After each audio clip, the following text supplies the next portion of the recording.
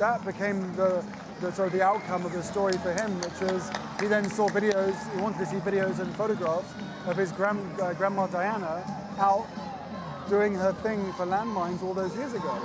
So it produced a very interesting conversation between me and him, different to what I thought it was going to be.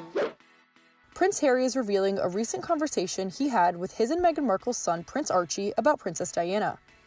While speaking with CTV during the 2025 Invictus Games, the Duke of Sussex shared that as he was explaining the games to his 5-year-old son, it led to a conversation about his late mother's notable 1997 trip through a landmine field in Angola. It's hard because kids, they'll always ask the right questions. There's no filter.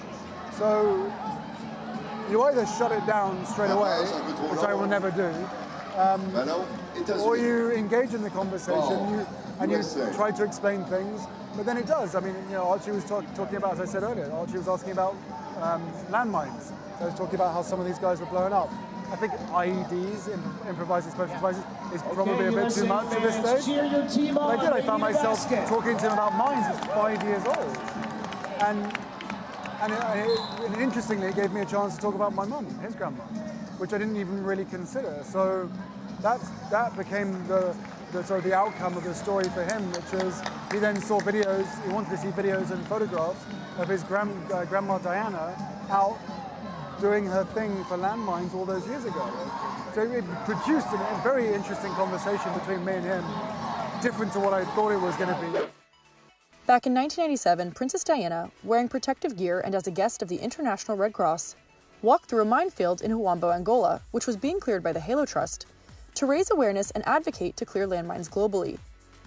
After her visit and following her tragic death, the Ottawa Treaty was drafted in September 1997 and enacted in 1999, according to the Halo Trust. In 2019, Prince Harry followed in his mother's footsteps, visiting the area his mother had once walked in.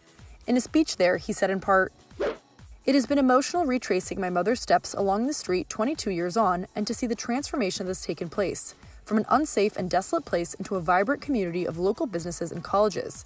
This is a wonderful example of how the UK partnership with Angola can address the issue of landmines, bringing prosperity to an area, creating jobs, helping people access education and healthcare, and making communities safer. The work of demining is dangerous, expensive, and laborious, and I have the utmost admiration and respect for all who do this hazardous work and risk their lives in service of their community."